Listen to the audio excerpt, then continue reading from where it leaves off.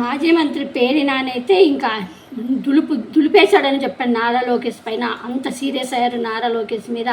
విద్యాశాఖ మంత్రి నారా లోకేష్ మాటలు కోటలు దాటుతున్నాయి. కార్యకర్తలని పెట్టుకొని ముందర కార్యకర్తలతో చప్పట్లు కొట్టుకోవడానికి, ఆడ కార్యకర్తలని ఉత్తేజపరచడానికి జగన్ దమ్ముంటేరా అది ఇది అంటూ ఛాలెంజ్లు విసురు చప్పట్లు కొట్టించుకోవడం కాదు. మరి ఛాలెంజ్లు పిలుస్తుంటే మరి ఎందుకు రారు? మరి నీకు నేనే పిలిచాను, మరి ఎందుకు రావు? మరి కార్యకర్తలు మా కార్యకర్తలు కూడా రెడీగా ఉన్నారు నీతో, మరి ఎందుకు నువ్వు ప్లేసు టైం అన్నీ చెప్తే వస్తారు కదా? మరి జగన్ స్థాయితో నువ్వు ఛాలెంజ్ చేసే స్థాయి కాదు నీదంటూ కూడా విమర్శించారు పేరు నాని గారు. అంతేకాకుండా విద్యాశాఖ తప్ప అన్ని శాఖలన్నీ కూడా ఈయనే చూస్తుంటారు. డిఎస్సి నియామకాలను భ్రష్టు పట్టించడానికి ఈయన విద్యాశాఖ తీసుకున్నారా మీరు విద్యాశాఖను అంటూ కూడా పేరు నాని విమర్శించారు. అంతేకాదు డిఎస్సి అక్రమాలపై ఇన్ని రోజులకు ఒక అంటే ఫస్ట్ స్పోర్ట్స్లో ఫస్ట్ ర్యాంక్ వచ్చిన వాళ్ళకి మీరు ఇవ్వకోకుండా మరి ఎందుకు మీరు టెట్ రాయకుండా మరి డిఎస్సి అంటేనే టెట్ రాసి దాంట్లో పాస్ అయిన వాళ్ళకి మళ్ళీ డిఎస్సి ఎగ్జామ్ రాసి దాంట్లో ర్యాంకులు వచ్చిన తర్వాత 1:2 పిలిచి తర్వాత అప్పుడు మళ్ళీ వాళ్ళని టీచర్ పోస్టులు ఇస్తారు. కానీ మీరు స్పోర్ట్స్ కోటా అని ఒక జీవో తీసుకొచ్చి ఆ జీవోలో మరి ఆ జీవోని తీసుకొచ్చే దొంగగా వాళ్ళు టెట్ రాయలేదు, వాళ్ళు అసలు టీచర్ పోస్టులు కూడా అర్హత లేదు. కానీ ఏదో స్పోర్ట్స్ కోటాలో వాళ్ళు అప్పటికప్పుడు స్పోర్ట్స్ కోటా ఏదో జిల్లాల దగ్గర నుంచి తెప్పించుకొని వాళ్ళ దగ్గర నుంచి వాళ్ళకి పోస్టులు అమ్ముకొని వాళ్ళకి ఇచ్చి మరి అదే వాళ్ళు కనీసం విద్యార్థులకి టీచింగ్ చెప్పే అర్హత ఉందా లేదా అనేది కూడా చూడుకోకుండా నీతో పాదయాత్ర చేశారని యువగలంలో వాళ్ళకి మీరు మీ పచ్చ కార్యకర్తలకి నువ్వు టీచర్ పోస్టులు అది మరి ఎవరైతే నువ్వు ఆ స్పోర్ట్స్ కోటా కింద ఇచ్చావో ఆ టీచరు ఆ పేకాట ఆడే వాళ్ళకి ఆ బిట్స్ ఆడే వాళ్ళందరికీ ఇచ్చావో వాళ్ళకి నీ కొడుకు దేవర్స్కి మరి టీచింగ్ చెప్పించి మరి నీకు అంత వాళ్ళంతా మేధావులు అయితే అంటూ కూడా దులిపేశాడు పేరు నాని గారు. ఇంకా అసలు ఎందుకంటే ఆధారాలతో సహా నిరూపించడంలో జగన్మోహన్ రెడ్డి గారు కానీ వైఎస్ఆర్సీపీ నాయకులు కానీ కార్యకర్తలు ముందుంటే కానీ ఎన్ని ఆధారాలు బయట పెట్టినా కూటమి ప్రభుత్వం నిద్ర మాత్రం లేవదు. సో మరి పేరు నాని మాట్లాడిన మాటలకు కానీ క్వశ్చన్లకు కానీ సమాధానం చెప్పే దమ్ముందా లేదా నారా లోకేష్కి చూడాలి. మరి ఆంధ్రప్రదేశ్ రాష్ట్ర విద్యాశాఖ మంత్రి నారా లోకేష్ గారు మీడియా ముందు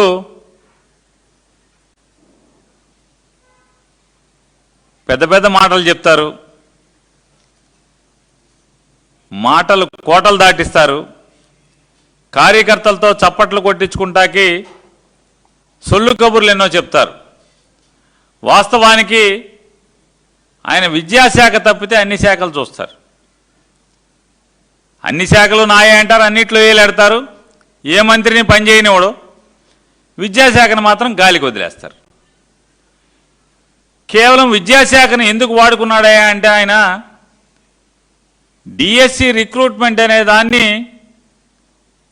భ్రష్టు పట్టిస్తాకి మాత్రమే నారా లోకేష్ గారు విద్యాశాఖ మార్చులుగా తన పదవిని వాడుకున్న పరిస్థితి మనకు కనబడుతుంది.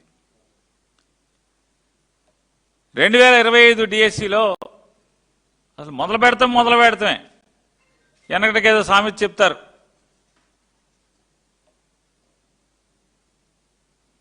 కాపురానికి వచ్చిన రోజు తొలి రోజు చూడమని చెప్తారు అమ్మవారి భాగవతాన్ని.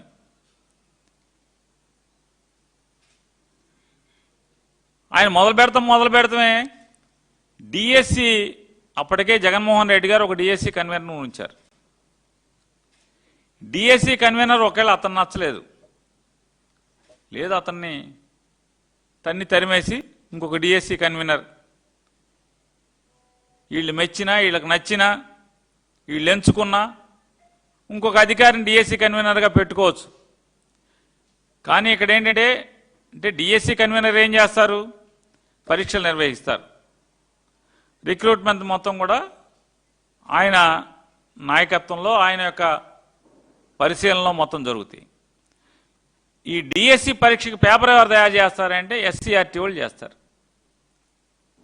ఇక్కడ గమ్మత్తు ఏంటంటే ఎస్సీఆర్టీ కన్వీనర్ ఒకడే, ఆయన్నే డిఎస్సి కన్వీనర్గా చేస్తారు. అంటే రెండిటికి పరీక్ష పేపర్ తయారు చేసే అతను పరీక్ష పేపర్ చేసే వ్యవస్థ, పరీక్ష నిర్వహించే వ్యవస్థ రెండు ఒక మనిషికి ఇస్తారు. అంటే అక్కడే పారదర్శకత లోపించిందనేది చిన్నపిల్లోడిని అడిగినా లేదా పెద్దగా చదువురానటువంటి ఏ వ్యక్తిని అడిగినా, లోకజ్ఞానం ఉన్న ఎవరిని అడిగినా కూడా చెప్తారు. దీనికి పెద్దగా పండితులు అక్కర్లేదు. ఎస్సీఆర్టీ పేపర్ తయారు చేస్తుంది, అదే ఎస్సీఆర్టీ కుర్చీలోంచి యువతలకు వచ్చి డిఎస్సి కుర్చీలో కూర్చుని అదే మనిషి అదే వ్యవస్థ డిఎస్సి ఎగ్జామ్ నిర్వహిస్తాడంట. జగన్ గారు ఇచ్చినటువంటి నోటిఫికేషన్ని రద్దుపరిచి వీళ్ళ సంతకాలతో వీళ్ళ తేదీలతో ఇంకో డిఎస్సిని ఇస్తారు, కొత్త డిఎస్సి అని చెప్పి.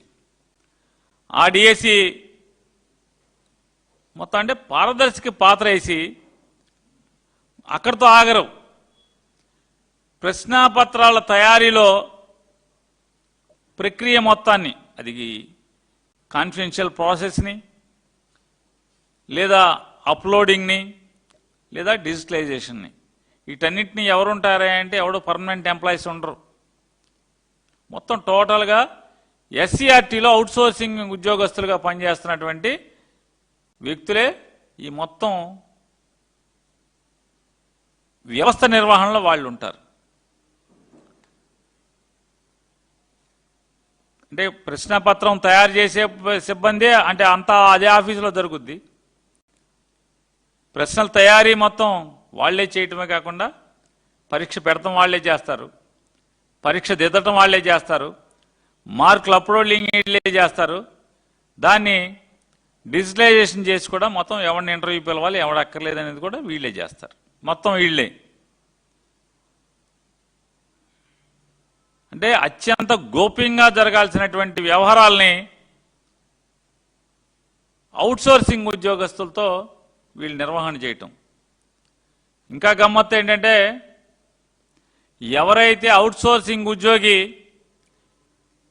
ఈ పరీక్ష ఎస్సీఆర్టీలో పనిచేస్తున్నాడో నవీన్ అనే ఆయన కృష్ణా జిల్లాలో టాపర్గా వస్తాడు, డిఎస్సిలో జిల్లా టాపర్గా వస్తాడు. ఆయన జిల్లా టాపర్గా వచ్చినట్టుగా మెరిట్ లిస్టు ఆన్లైన్లో పెడతారు.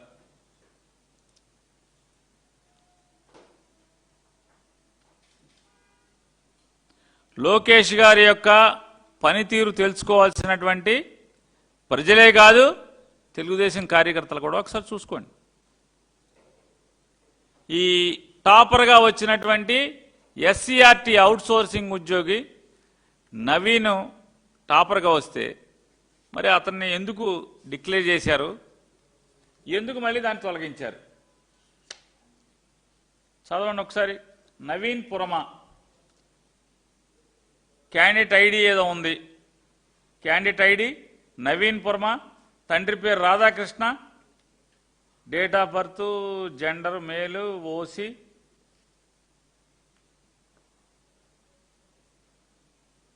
టోటల్ స్కోర్ ఏమో 89.74650, టోటల్ స్కోర్ వచ్చి 89.74650, ర్యాంక్ ఫస్ట్ ర్యాంక్. మరి AP mega DSC 2025 merit list ఆ కింద చూడండి ఒకసారి, మొదటి పేజీ చూడండి ఒకసారి. మరి దాంట్లో post and subject and medium SA social studies district Krishna. మరి వెంటనే దాన్ని ఎందుకు వెనక్కి లాక్కున్నారు, దాన్ని ఎందుకు ఎరేజ్ చేశారు? వెంటనే ఆ లిస్టు తప్పు అయిపోయింది తూచ్ అని చెప్పి మళ్ళీ రెండో లిస్ట్ ఇస్తారు. ఈ రెండో లిస్టులో ఎవరు టాపర్ వచ్చారు? మొదటి లిస్టులో సెకండ్ ర్యాంక్ ఎవరున్నారో అతను టాపర్గా పెట్టారు. మరి ఫస్ట్ ర్యాంక్ వచ్చిన నవీన్ని ఎందుకు తీశారు? ఎందుకు తీశారు చెప్పండి? రెండు మెరిట్ లిస్టులు ఏంటి? రెండు మెరిట్ లిస్టులు ఎందుకు వస్తాయి అంటే పేపర్ ఆల్రెడీ లీక్ అయిపోయింది అనేది నారా లోకేష్ గారి సిబ్బంది అంతా ఒప్పుకుంటున్నారు కదా. ఎస్సీఆర్టీ డిఎస్సి కన్వీనర్ ఒకడే కదా, ఆయనే ఒప్పుకునే కదా ఈ లిస్టు తీసేశాడు. సాధారణంగా డిఎస్సి అంటే డిస్ట్రిక్ట్ సెలక్షన్ కమిటీ. ఈ డిఎస్సి లిస్ట్ అన్నీ కూడా ఎక్కడ పెట్టాలి? జిల్లాల వారీగా జరుగుతుంది, జిల్లా యూనిట్గా జరుగుతుంది. టీచర్ యొక్క రిక్రూట్మెంట్ కానీ పరీక్ష రాయటం కానీ అన్నీ కలిపి. మరి మెరిట్ లిస్టు జిల్లా ఇప్పటి వరకు సాంప్రదాయం మెరిట్ లిస్టులు డిఎస్సిలో మెరిట్ లిస్ట్ కట్టాలంటే జిల్లా కలెక్టరేట్లో కట్టేవాళ్ళు కదా, ఎందుకు కట్టలేదు మీరు? ఆంధ్రప్రదేశ్ రాష్ట్ర చరిత్రలో మొదటిసారి కదా ఒక డిఎస్సిలో మెరిట్ లిస్ట్ అనేది కలెక్టరేట్లో కట్టకుండా, జిల్లా కలెక్టర్ ఆఫీసులో కట్టకుండా ఆన్లైన్లో ఎందుకు పెట్టారు? కలెక్టర్ ఆఫీసులో ఫిజికల్గా డిస్ప్లే చేయాలి కదా, ఎందుకు చేయలేదు? ఇదే ఫస్ట్ టైం కదా. మరి ఆన్లైన్లో వచ్చినటువంటి ఈ నవీన్ టాప్ ర్యాంకర్ నవీన్ని ఎందుకు తీసి మళ్ళీ తీసేసి రెండో ర్యాంకర్ని టాప్ ర్యాంకర్ కింద ఎందుకు పెట్టారు? ఎందుకంటే ప్రపంచానికి దొరికిపోయారు మీరు. ఎస్సీఆర్టీలో అవుట్ సోర్సింగ్లో మరీ ప్రత్యేకించి ఈ డిఎస్సి నియామక ప్రక్రియలో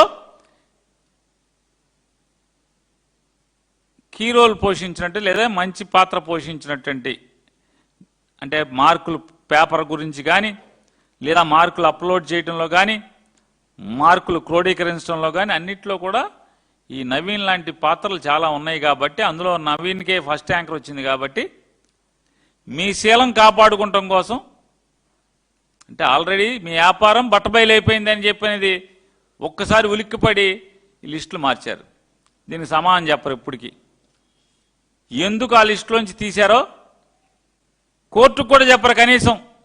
మాకు కాదు, ఆ నవీన్ అనే అతను కోర్టుకు వేశాడు, హైకోర్టుకి. కోర్టుకు కూడా వాయిదాలు తీసుకుంటున్నారు తప్పితే ఆ కోర్టుని కేసు డిస్పోజ్ చేయించాలి కదా. ఇదిగో మామూలుగా ఆ నవీన్ అనేవాడు మొహాన్ని కొట్టి, ఇదిగో ఇందుకు రూల్స్ ప్రకారం నువ్వు తప్పు చేశావు, అందుకోసం నిన్ను ర్యాంకు పీకేశామని చెప్పాలి కదా. చెప్పకుండా దావాని సాగదీస్తూ, దావాని పాత దావా కింద ఎప్పటికో దాన్ని తీసేస్తా అంటే వెనక్కి మలుచుకుంటా వెళ్ళి ఆ వేడి తగ్గించేదానికి రిట్ పిటిషన్ని వాయిదాల మీద వాయిదాలు తీసుకుంటున్నారు తప్పితే, ఈ నవీన్ అనే అతను మిమ్మల్ని కోర్టుకు లాగాడు, నాకు ఫస్ట్ ర్యాంక్ వస్తే నాకు ఉద్యోగం ఇవ్వలేదని చెప్పని.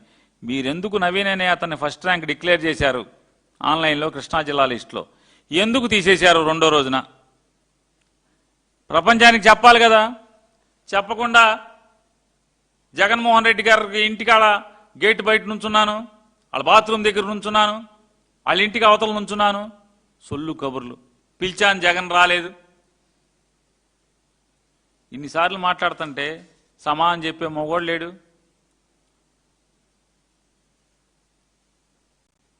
చర్చికి రామని అడుగుతున్నాం, చర్చికి రారు.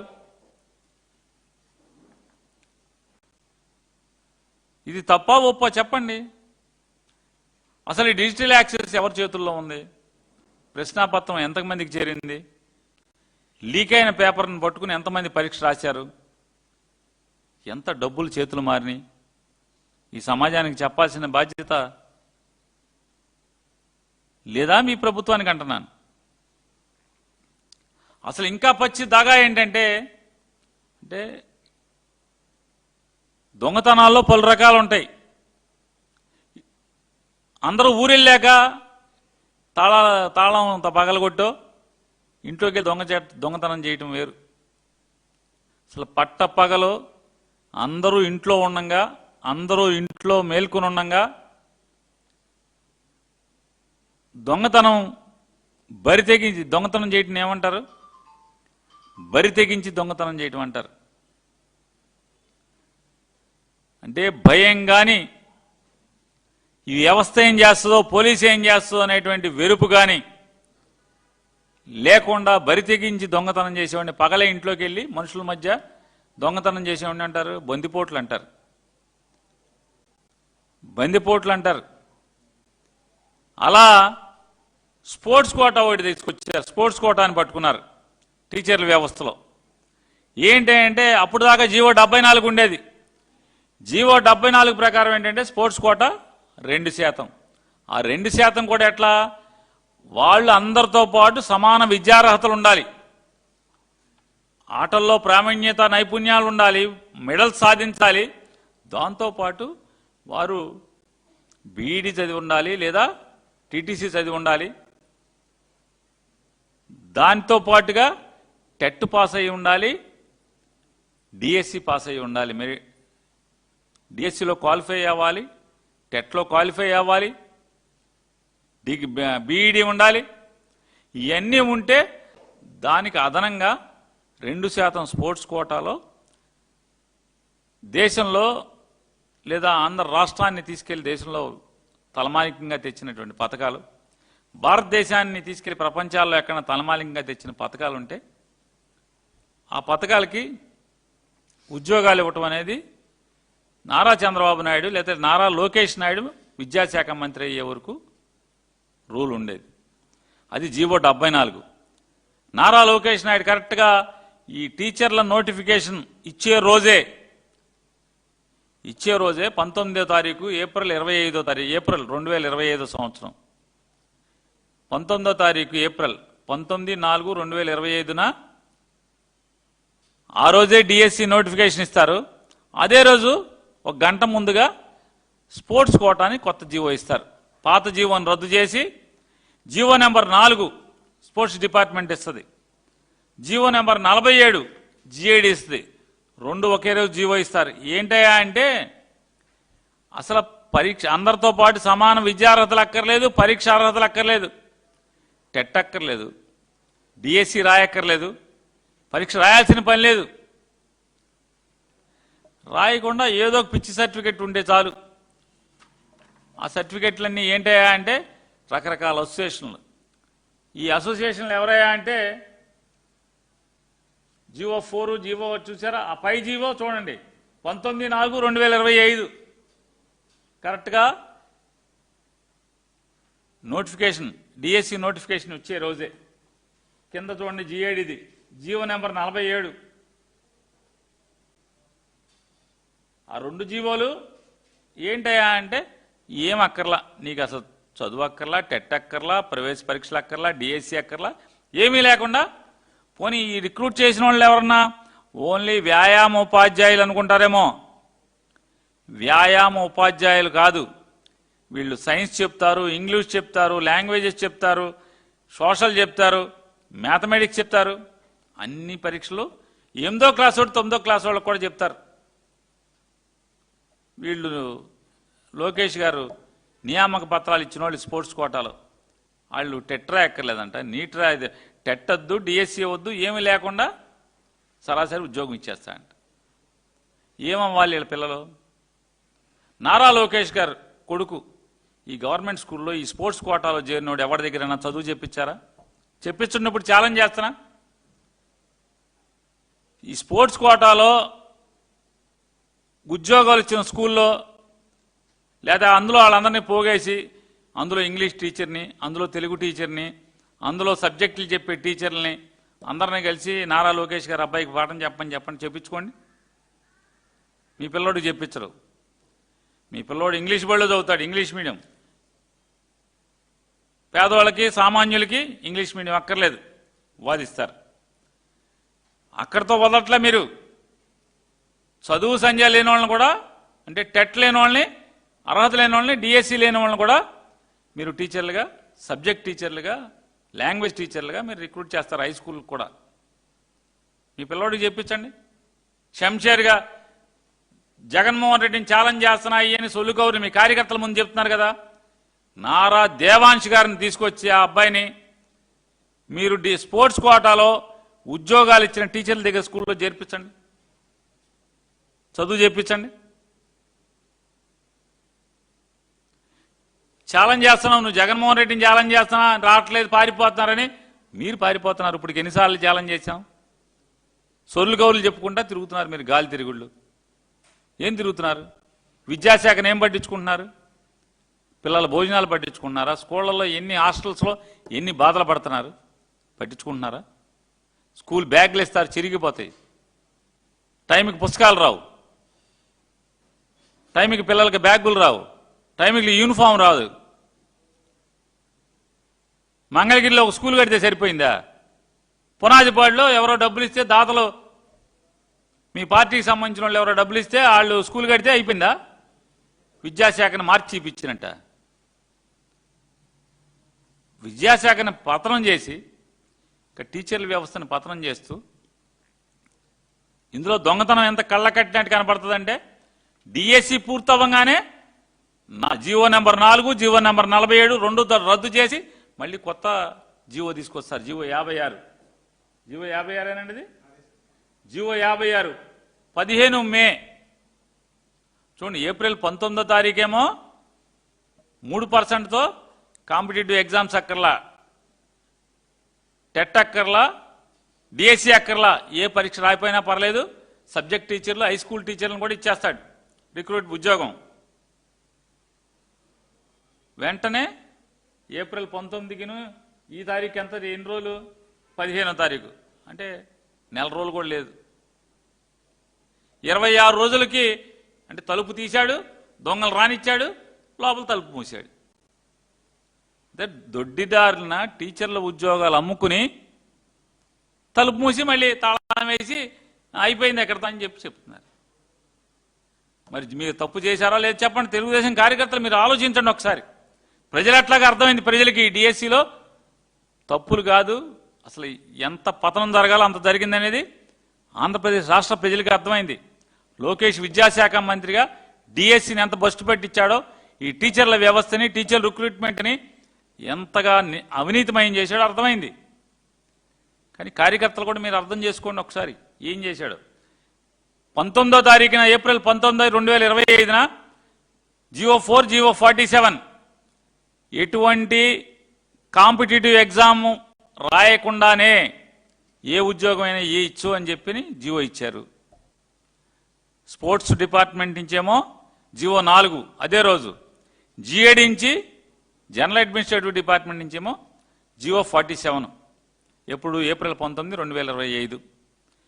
మే 15వ తారీఖున తూచా ఆ జీవోలు తప్పు, ఇక నుంచి కొత్త జీవో, ఇక నుంచి ఎవడన్నా స్పోర్ట్స్ కోటాలో ఉద్యోగం రావాలంటే కాంపిటేటివ్ ఎగ్జామ్ రాయాలి, అన్ని అర్హతలు ఉండాలి, అర్హతలు ఉన్నవాడికి మాత్రమే స్పోర్ట్స్ కోటాలో వర్తిస్తుందని చెప్తారు. మరి దొంగతనమా కాదా?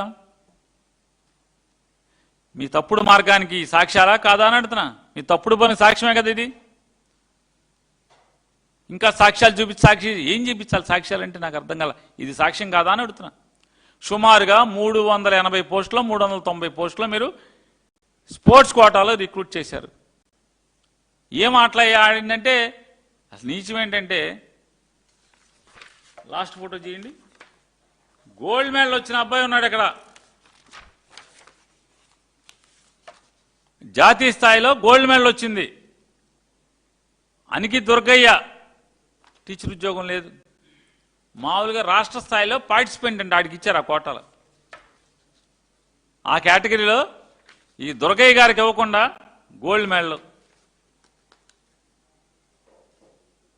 మరి ఉసురు పోసుకోరా మీరు అని అడుగుతున్నా. మరో జంతర్ మంతర్ అవసరం ఉందా లేదా అని అడుగుతున్నాను. ఆంధ్రప్రదేశ్లో మరో జంతర్ మంతరు సంఘటన జరగాల్సిన అవసరం ఉందా లేదా? యువత ఆలోచించండి ఒకసారి. ఇంత పాపాలు చేసి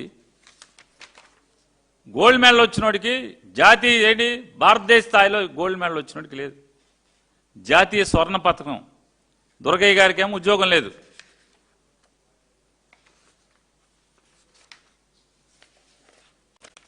వీళ్ళిద్దరూ చూడండి.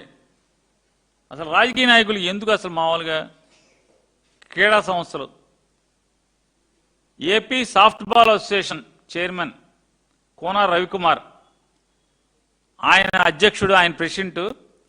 ఆ సాఫ్ట్ బాల్ కింద 38 ఉద్యోగాలు అండి. 38 ఉద్యోగాలు సాఫ్ట్ బాల్. నారా లోకేష్ గారు ఆయన తోడళ్ళు విశాఖపట్నం ఎంపీ గారు, ఆయన జూడో ప్రెసిడెంట్ అంట. జూడో బాగా చేస్తా అంట ఆయన. జూడో ప్రెసిడెంట్ గారు, ఆ జూడో ఆట వచ్చిన వాళ్ళు 39 మంది టీచర్లు. జూడో ఆట వచ్చిన వాళ్ళు, ఆ సర్టిఫికేట్ తెచ్చుకున్న వాళ్ళు 30 మంది టీచర్లు, 39 మంది. సాఫ్ట్ బాల్ 38 మంది.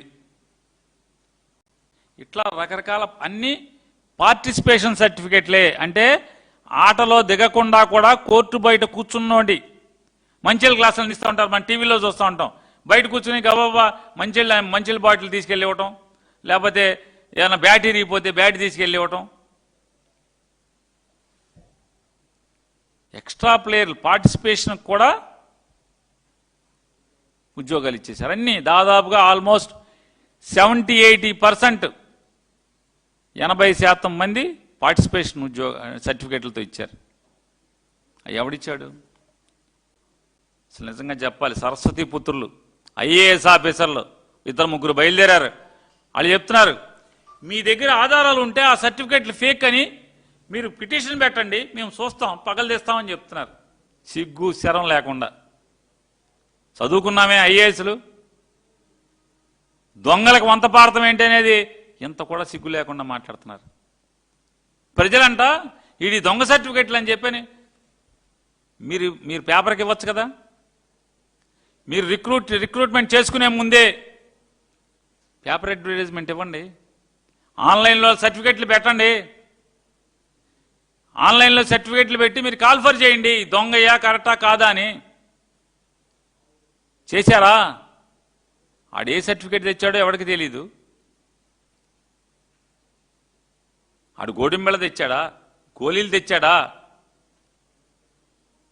ఒంగుళ్ళు దుగుళ్ళు తెచ్చాడా, ఏం తెచ్చాడు? బ్రిడ్జ్ తెచ్చాడా? సిగ్గుపడకుండా తండ్రి కొడుకులు ఇద్దరు మాట్లాడుతున్నారు. పేకాట అంట, ఆడెవడం మాట్లాడుతున్నాడంట, ఈడవడం మాట్లాడుతాడు. ఎస్, మళ్ళీ చెప్తున్నా, బ్రిడ్జ్ అనేటువంటి ఆట పేకాట కూడా మీకు అర్థం కాదేమో, రమ్మీ కూడా బ్రెయిన్ గేమే. చట్టం చూసుకోండి ఒకసారి. నారా చంద్రబాబు నాయుడు గారు, నారా లోకేష్ నాయుడు గారు, ఎవడైతే నా గురించి వాగాడో వాళ్ళందరికీ చెప్తున్నా, చట్టాలు చూసుకోండి. బ్రిడ్జ్ అనేది కాదు, రమ్మీ కూడా బ్రెయిన్ గేమే. పేకాట ఆడేటువంటి 13 ముక్కల ఆట రమ్మీ కూడా బ్రెయిన్ గేమే. దాని డబ్బులతో ఆడితే మాత్రమే నేరం. మరి దాంట్లో ఇవ్వండి. రమ్మీలో జోకర్ ఉంటుంది, బ్రిడ్జ్లో జోకర్ ఉండదు. జోకర్ లేకుండా 4 ఆడతారు,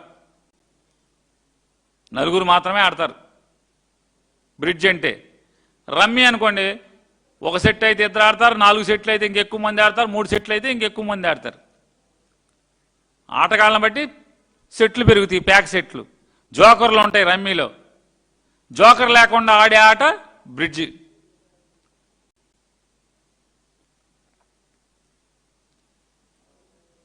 డాక్టర్లు కూడా తగు మాత్రం తాగితే మద్యం మంచిదని చెప్తారు.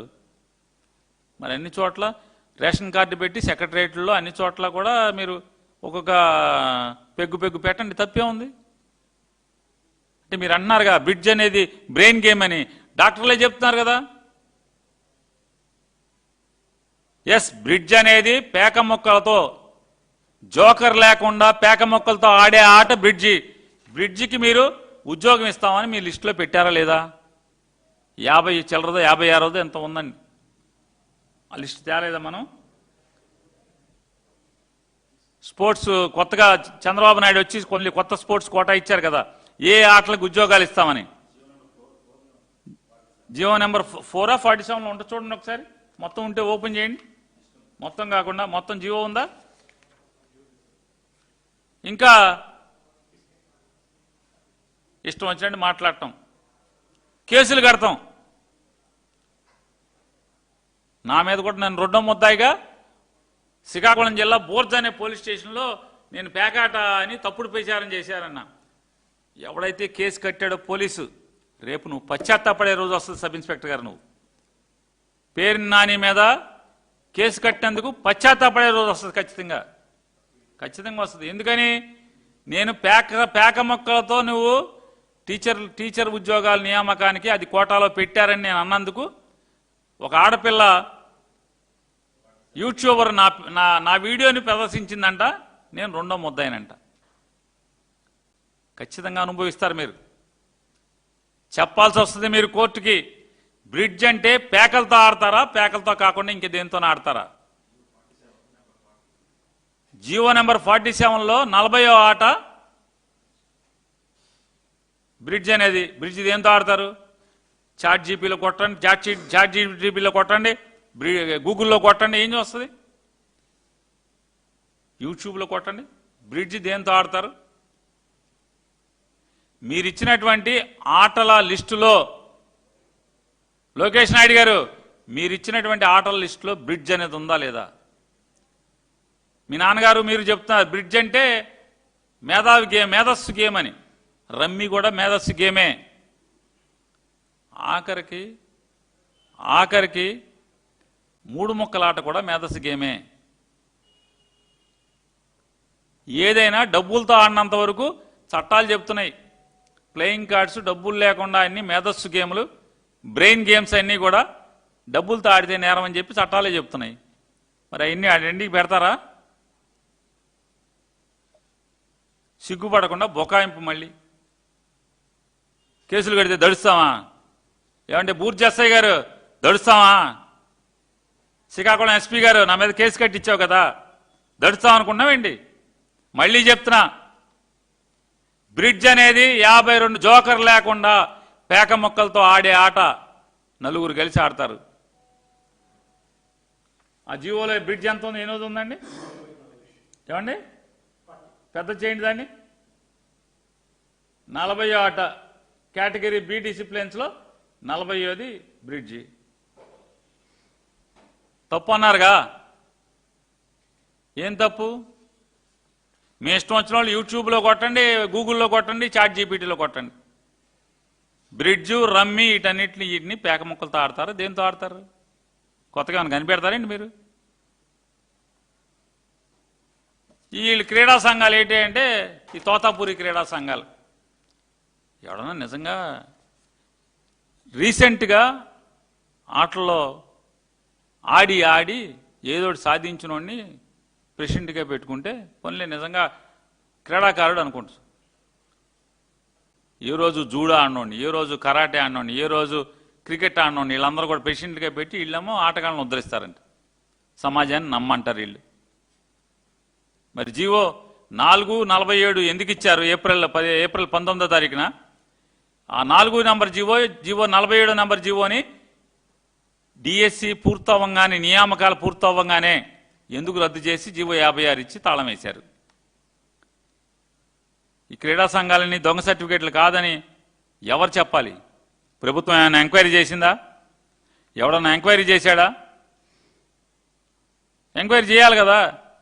పార్టిసిపెంట్లకి టీచర్లు ఉద్యోగాలంటే ఏమైనా సాధిస్తే ఇస్తారు కానీ పక్కన కూర్చుని నీళ్ళ బాటిల్ అందించేవాడికి, బాల్ అందించేవాడికి టీచర్లు స్పోర్ట్స్ కోటానా?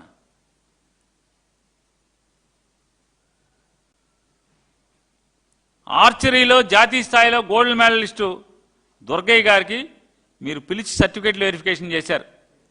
మరి సర్టిఫికేట్లు వెరిఫికేషన్ చేసి ఎందుకు ఉద్యోగం ఇవ్వలేదు?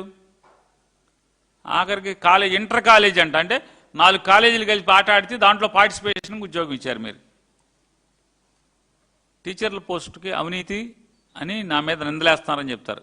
అవినీతి నింద ఇదేంటి? ఒకసారి బేరసారాల గురించి ఒకసారి అది ఉన్న వీడియో వేయండి.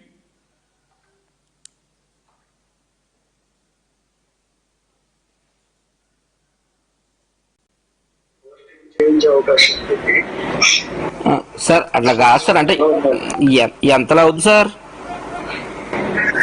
అది ఒకసారి వస్తే మాట్లాడదామండి. అంటే కలిసి మాట్లాడమంటారండి? రేపు బయలుదేరామండి. ఎన్నింటికి రమ్మంటారు సార్? ఇష్టం, మీరు ఏ టైంకి అయినా రండి. సరే సార్. ఇప్పుడు మా చెల్లి కూడా కావాలండి. నేను ఒక్కడే, మా బావ నేను వస్తే సరిపోతుంది. మీ ఇద్దరైనా రండి, మీ ఒక్కరైనా రండి. ఆవిడతో ఏం పని లేదు, మీరే మాట్లాడి ఫైనల్ చేసుకుంటారు. అవును సార్. అదే సరే సార్. అయితే రేపు 10 గంటలకల్లా వచ్చేస్తాను సార్. వచ్చి మీకు కాల్ చేస్తాను సార్ ఈ నెంబర్కి. మాక్సిమం ఒకరు వస్తే బెటర్, ఇద్దరు వస్తే కూడా ఒకరితోనే కదా మాట్లాడేది. మీరు నెక్స్ట్ వాళ్ళు చెప్తారు కదా సార్. ఏం లేదు, కొంచెం ఇది సీక్రెట్ గా చేసుకున్నారు కదా. ఓకే, తప్పకుండా సార్. నాకు అర్థమైంది సార్. అంటే ఏం లేదు సార్, ఎంతనంటే నేను ఒకసారి మరి ఫిగర్ చెప్తే నేను ఒకసారి రెడీ చేసుకుంటాం సార్. మేము కూడా అందుకని అడుగుతున్నాం సార్. సార్ ఇది డిఎస్సి లో పోస్టింగ్, మీకు ఐడియా ఉంది? అవును సార్. మీరు వచ్చేసి మార్కెట్ ఇప్పుడు 15 లక్షలు అట్లా నడుస్తుంది. బాబాయ్ అంతంటే పెట్టలేమండి. ఏంటంటే డైరెక్ట్ గా పోస్టింగ్ ఇవ్వట్లేదు కదా, సరే అది ఏదన్నా మీరు వచ్చి మాట్లాడితే ఉన్న నెగోషియేషన్స్ చేద్దామంటే చేద్దాం. సరే సార్, అయితే ఓకే అండి. నేను మాట్లాడతాను. ఓకేనా? అలాగే అండి. వీలైతే నేను యాక్చువల్ ఏంటంటే నేను ఇప్పుడు టైం తక్కువ ఉంది కాబట్టి ఇంటికే పిలిపించి మాట్లాడతాను. మా ఇంట్లోనే మాట్లాడుకుందాం.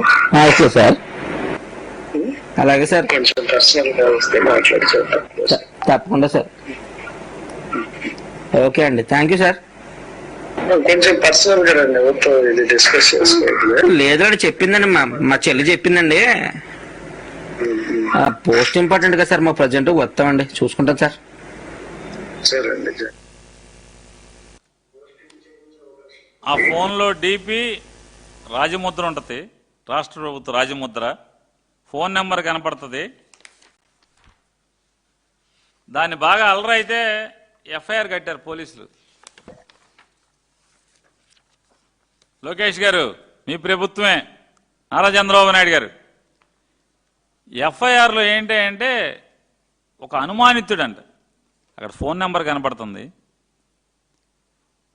కనపడుతుంది, ఆ పేరు మీద ఎఫ్ఐఆర్ కట్టరు. ఇంతవరకు ఆ కేసు ఏమైందో చెప్పరు. దాన్ని ఎండ్కి తీసుకెళ్లారా, ఈ ర్యాకెట్లో ఎవరెవరు ఉన్నారు, ఎవరి పాత్ర ఏంటి, ఎంతమంది అధికారులు ఉన్నారా లేకపోతే రాజకీయ నాయకులు ఉన్నారా, ఎవరెవరు ఉన్నారు, ఎవరి పాత్ర ఏంటి అనేది పోలీసు ఇన్వెస్టిగేషన్ చేయదు. వైఎస్ఆర్ కాంగ్రెస్ పార్టీ వాడు మాత్రం పేక ఆడేవాడికి, ఆ పేక ఆటకి టీచర్లు ఉద్యోగాలు ఇస్తారంటే అంటే అసలు ఎవడెవడు ఎక్కడ వెనకెనక ఎవడెవడున్నాడు, ఆడెవడు పోస్టు షేర్ చేశాడు, అసలు పోస్ట్ ఎవడు పెట్టాడు, ఆడు పెట్టాడు, ఈడు పెట్టాడు, మొత్తం అందరి దగ్గరికి తెల్లారుజామున వెళ్ళిపోతారు. ఫేస్బుక్లో పోస్ట్ పెడితే నారా లోకేష్ రిజైన్ చేయాలంటే కేసు అంట, పోస్ట్ నారా లోకేష్ రిజైన్ చేయాలి అంటే కేసు, వెళ్ళి ఎత్తుకొచ్చేస్తారు. చంద్రబాబు నాయుడు ప్రభుత్వం బాగోలేదంటే ఎత్తుకొచ్చేస్తారు. మరి ఏం చేశారు ఈ కేసుని? ఒక్కొక్క ఉద్యోగం, స్పోర్ట్స్ కోటా ఉద్యోగం 15 లక్షలకి డైరెక్ట్గా రిక్రూట్మెంటే కదా, రెడీగా ఉంది రండి అని చెప్పని ప్రభుత్వంలోని వ్యక్తులే బేరమాడుతున్నారని చెప్తున్నారు. ఎవరాళ్ళు? ఇంతవరకు ఆ కేసుని ఎందుకు ఎండ్కి తీసుకెళ్ళలేదు, ఎందుకు దాన్ని పొడుకోబెట్టేశారు ఆ కేసుని? సోషల్ మీడియాలో అటు ఆఖరికి చిన్న చిన్న పోస్టులకు పెడితే కూడా ఎక్కడెక్కడికో ఎవడెవడు షేర్ చేశారు, అందరూ నేర్చుకొచ్చేస్తున్నారు కదా. మరి ఈ కేసులో ఎవడెవడు ఉన్నాడో, ఈ 15 లక్షలు ఒక్కొక్క పోస్ట్ వెనకాల ఎన్ని పోస్టులు అమ్మారు, దీనికి ఎవరెవరున్నారు? లోకేష్ గారు, మీరు నిజంగా నిజాయితీపరుడైతే ఈ ఉద్యోగాల్లో మీకేమి పాత్ర లేకపోతే మరి దీన్ని ఎందుకు ఛేదించరు మీ ప్రభుత్వం? మీ పోలీసు ఎందుకు ఛేదించదు? ఎందుకు పొడుకోబెట్టేస్తారు దీన్ని, ఈ కేసుని? చెప్పండి, ఎందుకు పొడుకోబెట్టేస్తారు? చెప్పండి సార్. చెప్పకుండా ఇంకా తొడల కొడతాం. మీ మాంగారు సినిమా ఏంటి ఇది? తొడల కొట్టే కార్యకర్తల ముందు రా అని. వీటికి సమానం చెప్పని ఇప్పటి నుంచో అడుగుతున్నారు, ఒక్కడు సమానం చెప్పడు. అందుకోసమే డిఎస్సిలో జరిగినటువంటి అక్రమాలపై సిబిఐ ఎంక్వైరీ ఖచ్చితంగా జరిగి తీరాలి, చెయ్యాలని చెప్పని, ఆ ఎంక్వైరీని సిబిఐకి ఇవ్వాలని రాష్ట్ర ప్రభుత్వం రికమెండ్ చేయాలని చెప్పని, దాని కారకుడైనటువంటి ఈ టీచర్ల డిఎస్సి నియామకంలో 16,000 టీచర్ల నియామకంలో తప్పులు తడకగా, అవినీతిమయంగా, విద్యార్థుల భవిష్యత్తుతో ఇంత క్రీడ నడిపినటువంటి వాళ్ళ జీవితాలను సర్వనాశనం అవటానికి ఇంత తప్పు పని చేసినటువంటి నారా లోకేష్ రాజీనామా చేయాలని చెప్పని, ఫీజు రీయింబర్స్మెంట్ బకాయిలు మా సంగతి దేవుడెరుగు. తెలంగాణ ముఖ్యమంత్రి చెప్తున్నాడు నిన్న, నన్ను అడుగుతారేంటయ్యా, ఆంధ్రప్రదేశ్ ప్రభుత్వం 10,000 కోట్లు ఫీజు రీయింబర్స్మెంట్ ఇవ్వాలి, ముందు అక్కడికి వెళ్ళి అడగండి అని చెప్పి నిన్నే మాట్లాడుతున్నాడు ఆయన. బీజేపీ వాళ్ళకి చేతనైతే చావుంటే ఆంధ్రప్రదేశ్ ప్రభుత్వాన్ని అడగండి, 10,000 కోట్లు అక్కడ, ఇక్కడే బీజేపీ ప్రభుత్వమే కదా ఇక్కడ ఉన్నది. రేవంత్ రెడ్డి ఏమడిగా అడుగుతున్నాడు, ఆంధ్రప్రదేశ్లో ఉన్నది బీజేపీ ప్రభుత్వమే కదా, తెలుగుదేశం, జనసేన, బీజేపీ మూడు కలిసి ఉన్న ప్రభుత్వమే కదా, కింద పైన ఈళ్లే కదా. మరి ఆంధ్రప్రదేశ్ విద్యార్థులకి 10,000 కోట్లు ఫీజు రీయింబర్స్మెంట్ ఇవ్వాలని పక్క రాష్ట్ర ముఖ్యమంత్రి చెప్తున్నాడు. అంటే ఒక రకంగా ఇది ఆథరైజ్డ్ సర్టిఫికెటే కదా. మరి 10,000 కోట్లు మీరు చెల్లించాలని చెప్పని, అది ఎంత ఉన్నా అది 10,000 కోట్ల, 11,000 కోట్ల, 12,000 కోట్ల ఫీజు రీయింబర్స్మెంట్ బకాయిలు మొత్తాన్ని అంతటిని కూడా విడుదల చేయాలని, మీరేదైతే ఎన్నికల్లో 20 లక్షల ఉద్యోగాలు ఇస్తాము, ఉద్యోగాలు ఇచ్చేంత వరకు కూడా ప్రతి ఒక్కరికి, ప్రతి నిరుద్యోగికి 3,000 రూపాయలు నెలలా భృతిస్తామని చెప్పారు. ఇప్పటికి 26, 20, 27 మాసాలకు వచ్చేసాం.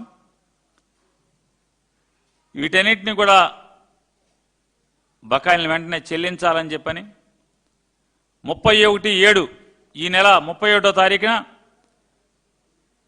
ఆంధ్రప్రదేశ్ రాష్ట్రంలో ఉన్నటువంటి అన్ని జిల్లా ముఖ్య కేంద్రాల్లో జిల్లా కలెక్టర్లకి, జిల్లా అధ్యక్షులు, వైఎస్ఆర్ కాంగ్రెస్ పార్టీ జిల్లా అధ్యక్షుల నేతృత్వంలో అక్కడ ఉన్నటువంటి వైఎస్ఆర్ కాంగ్రెస్ పార్టీ అసెంబ్లీ నియోజకవర్గ ఇన్ఛార్జీలు కానీ, రాష్ట్ర స్థాయి జిల్లా స్థాయి నాయకులు కానీ అందరూ కలిసి కలెక్టర్కి, ఆ సంబంధిత జిల్లా కలెక్టర్లకి వెళ్ళి వాళ్ళ విజ్ఞాపన పత్రాన్ని జిల్లా కలెక్టర్లకి అందజేయడం జరుగుతుంది. లోకేష్ గారిని రాజీనామా చేయమని, అలాగే నారా చంద్రబాబు నాయుడు గారు తక్షణమే డిఎస్సిలో జరిగినటువంటి డిఎస్సి 2025లో జరిగిన అక్రమాల మీద విచారణ చేయడానికి సిబిఐ ఎంక్వైరీ కోరమని చెప్పని, ఫీజు రీయింబర్స్మెంట్ బకాయిలు మొత్తం చెల్లించాలని, నిరుద్యోగ భృతి తక్షణం అందరికీ చెల్లించాలని చెప్పని ఈ డిమాండ్లతో కలెక్టర్ని కలుస్తాం. అలాగే 6వ తారీఖు, 7వ తారీఖు, 8వ తారీఖు, 9వ తారీఖు ఈ 4 రోజులు కూడా అన్ని జిల్లాల్లో, అన్ని నియోజకవర్గాల్లో, నియోజకవర్గ స్థాయిలో 4 రోజులు కూడా రిలే యువకులు, విద్యార్థులు, నిరుద్యోగులు వీరందరూ కూడా పాల్గొనేట్టుగా రిలే నిరాహార దీక్షలు జరుగుతాయి. అలాగే 10వ తారీఖున, ఆగస్టు 10వ తారీఖున నియోజకవర్గ స్థాయిలో మళ్ళీ ఇదే డిమాండ్తో డిఎస్సి 2025లో జరిగిన అక్రమాల మీద విచారణ సిబిఐ జరిపించాలని, దీనికి కారకుడైనటువంటి, అక్రమాలకు కారకుడైనటువంటి ఆంధ్రప్రదేశ్ రాష్ట్ర విద్యాశాఖ మంత్రులు నారా లోకేష్ నాయుడు గారు రాజీనామా చేయాలని, ఆంధ్రప్రదేశ్ ప్రభుత్వం నమ్మించి మోసం చేస్తున్నటువంటి ఫీజు రీయింబర్స్మెంట్ మొత్తం బకాయిలు మొత్తాన్ని చెల్లించాలని, నిరుద్యోగ భృతి వెంటనే అందరికీ ఇచ్చి 3,000 రూపాయలు నెల చొప్పున చెల్లించాలని చెప్పని నియోజకవర్గ స్థాయిలో కూడా 10వ తారీఖున ర్యాలీలు జరుగుతాయి. ఇది ఇక్కడితో కాదు, ఇది కామా మాత్రమే. ఈ 3 డిమాండ్ల మేరకు, ఈ 4 డిమాండ్లు, డిఎస్సి అక్రమాల మీద సిబిఐ ఎంక్వైరీ, నారా లోకేష్ రాజీనామా, ఫీజు రీయింబర్స్మెంట్ బకాయిలు విడుదల, నిరుద్యోగ భృతి 3,000 రూపాయలు నెలలా ఇవ్వాల్సినటువంటి మొత్తం బకాయిలు విడుదల చేసేయాలని చెప్పని ఇది మొదటి అంకంగా ఈ కార్యక్రమాన్ని చేపట్టాం. ఇది ప్రభుత్వం దిగి వస్తే సరే, లేదంటే కనుక ఈ ఉద్యమాన్ని ఇంకా ముందుకు తీసుకెళ్తాకి వైఎస్ఆర్ కాంగ్రెస్ పార్టీ నిర్ణయం తీసుకుందని కూడా మీ ద్వారా ప్రజలందరికీ తెలియజేస్తున్నాం.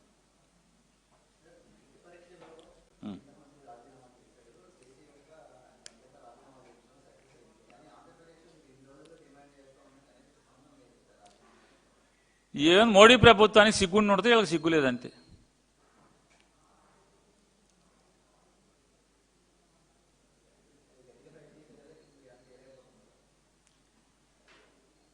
మేము చెప్తున్నాం కదండి, ఇక్కడ తోలుమందం ప్రభుత్వం ఉంది.